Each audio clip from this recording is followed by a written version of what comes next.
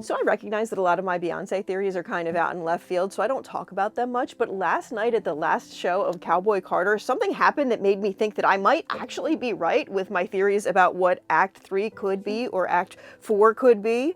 I know we haven't explicitly confirmed that there will be an Act 4, but I know that there are some of us who think that there might be one. But if you haven't been online that much in the past 24 hours, last night for the end of the Cowboy Carter tour, she brought out Michelle and Kelly from Destiny's Child on stage with her, and then at the very end, what did the announcer say explicitly? The announcer said at the very end, "Give it up for Destiny's Child," as Michelle and Kelly disappeared from the stage, but this is also the same time that Blue Ivy came on stage to do the Deja Vu dance interlude that she does with her little crew of dancers. Give it up for Destiny's Child!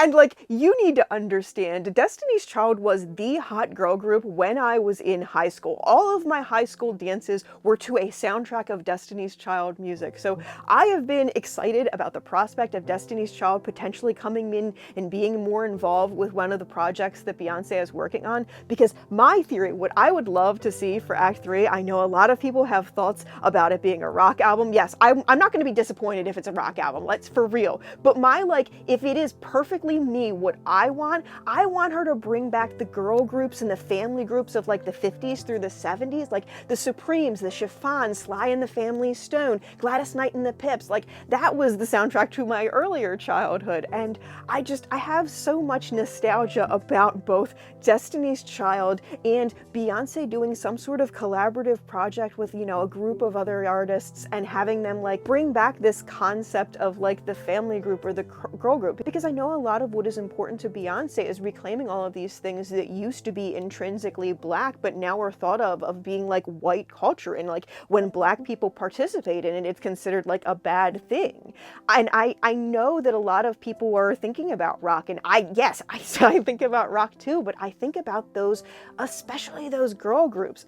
There are just so many iconic divas came out of that era of music, and I just love harmonies, and I love when Beyonce sings with other women, and I love Destiny's Child, and I love this concept that maybe it's part Destiny's Child, maybe it's part family group, maybe this is a situation where Blue is starting to get involved, maybe this is a situation where Solange is starting to get involved. There are so many women that are around her in her like family sphere, both whether you consider that blood family or the people that she rose in the industry alongside. I think there are a lot of interesting things that she could do with the concept, and I love Beyonce as a solo performer. Please do not ever think that I am complaining about that.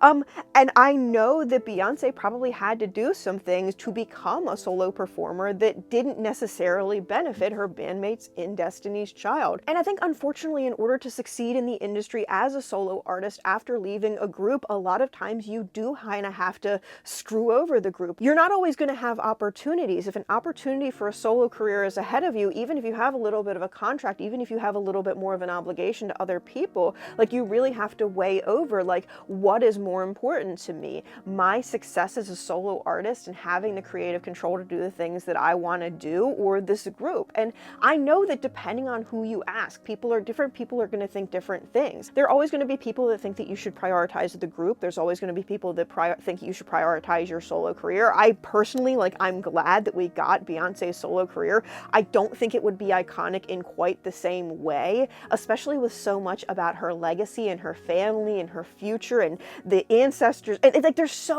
are so many through lines of like her connecting the past to the present, both like literally through her DNA and culturally through the work that she's participating in. And I think it's so fascinating to consider that Act 4 could center around Blue Ivy. So obviously Ivy, the number 4, it is something very important to Beyonce, to Jay-Z, to them coming together as a family and having Blue. It is her middle name. It is so many things in their branding and their art and their philosophies, and it absolutely feels like Beyonce is trying to, like I just said, connect those things two different ways. A, you know, through her children, through her literal family, and B, through the other artists alongside her. At least that's how I kind of perceive it. And I love the idea of Blue Ivy and having an Act 4 as kind of a, like, her starting a career. obviously, we don't know that Blue Ivy sings for sure. We've heard Miss Tina say some things. It definitely wouldn't surprise any of us. It feels like, to me, it feels like Beyonce doesn't want people to perceive Blue in her career and things of that nature as being just handed to her. And I think very often when you have like a kid that comes up in the industry and then they make like their own first album or what have you, a lot of people were like, oh, well, you know, this is only good because it's associated with, a lot of people are very dismissive of the child, even if the child has a lot of talent. And I think that can be very discouraging, especially coming out. And I think if it can be hard enough for a white artist's children to go through that, that it's obviously going to be several orders of magnitude harder for a black artist's child, especially being, like, Blue is not just an artist's child. Blue is not just this regular Nepo baby who can disappear into the crowd. Blue is American showbiz royalty in all that it entails. And even if she decides that she never ever wants to do anything creative ever again, even that in and of itself is an extraordinary thing because of who her parents are and who her family is and all of this art that she has been surrounded by. But I think it's very fascinating getting her involved in dance and especially allowing people to see Blue grow and see Blue work. Because I think a lot of times what happens when you have a celebrity's child come out and like do something, a project of their own for the first time, there's often this impression that they didn't work for it, that there has not been a path, that there has not been enough for them to deserve it. And I absolutely think, especially if she has another album and another tour and Blue continues to do stuff, maybe she has a vocal role or two on Act 3, I think really pulling out, can Blue sing, and having like, and obviously, you know, we have things from when she was a child, but like, does she have a proper, mature voice? That is going to be something that gets teased to people, that gets people invested, interested in an album. And I don't mean to say that Blue has to sing or she's not valuable if she doesn't sing or the stuff that she's doing right now isn't enough or anything like that.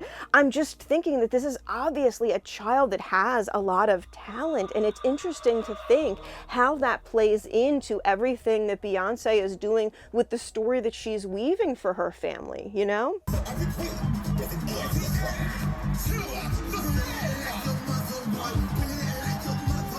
But I also know that, like, I see more and more people speculating that, oh, maybe there will be an Act 4, maybe there will be, like, Blue gets an act, maybe there will be some official passing of the torch. Because I think, especially with Deja Vu, the way I interpret that creatively is just, like, she is Beyonce's child. Their legacies are really being directly connected like that. And everything that we've heard through interviews, especially with Miss Tina, she has really said about how well the two of them get along and how like Blue only listens to her mother creatively and things of that nature. And I think what really excites me is seeing how Blue takes the artistic vision that, you know, her mother has been teaching her since birth and how she makes that into art of her own, right? Because I think she's very much getting into that age where she has things that she wants to express. Like, she's had incredible career highs and family highs recently. It wouldn't shock me if she wanted to make stuff that celebrated that. And that, I think, could even be part of what I was suggesting about like family music. I love the idea of a mommy-daughter album. I think especially because pop culture can often portray teenage daughters especially as kind of being existing at odds with their mothers, not having the bestest of relationships with their mothers. Seeing this like really reinforce that they do seem to really get along great and have like just so much in common from an artistic perspective, it feels like. I also just think about things like where Blue was demanding that Diva be part of the set list, because I think that scene really endeared Blue to a lot of the fandom. It's like, okay, the kid has really good taste, you know? And very often, like, kids really seem to be embarrassed by the work their parents do. And it's so heartwarming to see that, because obviously there are times when it feels like there's some Blue Ivy side-eye going on. it feels like their relationship is real. It's not being presented to me as some like better than perfect, like flawless thing that makes me be like, okay, there's something sus about that because it's just too sanitized for it to be true. We see enough of Blue and Rumi's personalities on stage that like, it doesn't feel like a situation where they're being forced to be on stage. With some artists, it definitely can feel that way sometimes. And I think especially during a time where a lot of influencers are being questioned with like how they're raising their kids, how much spotlight they are getting, it really seems like Beyonce has been very careful on like the way Blue is perceived and the way Blue is portrayed. Like Blue isn't expected to be some perfect robot every night on stage. If she wants to like put up her little V signs and like wave at the crowd and stuff like that, that really genuinely seems to like amuse Beyonce. So it really seems like, I don't know, it's very heartwarming for me to see them. We unfortunately so very infrequently see like really wholesome mother-daughter relationships. A lot of things just seem really unhealthy at times.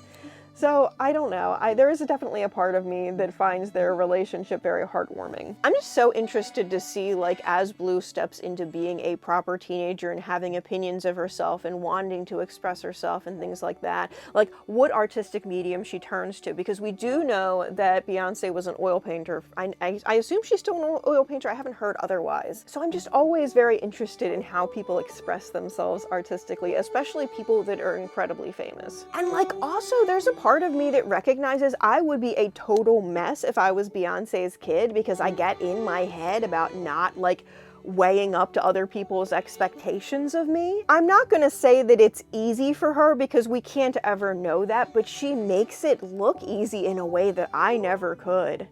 But I'm very, very curious to see what is next in Beyonce's career. The little teasers that we've had, as I said earlier, if it's a rock album, I'm not going to be disappointed. Like I'm going to be like teeny tiny bit disappointed that it's not like a family/girl group. But also maybe Blue is going to have a family/girl group too, and I'll get it in just a couple years. I'm just very into vocal harmony, so you will never miss me with like a multi-vocalist group, especially if it's like that like barbershop. Because, especially if it's like the barbershop quartet, cannot speak at this juncture. Anyway, I'm trying to keep this short so I can get it out relatively quickly, but I just had a lot of thoughts after I saw that clip last night. I've only seen a couple of other parts of it, so I'm sure I'm going to have other thoughts too, but yeah, very excited to see what's next.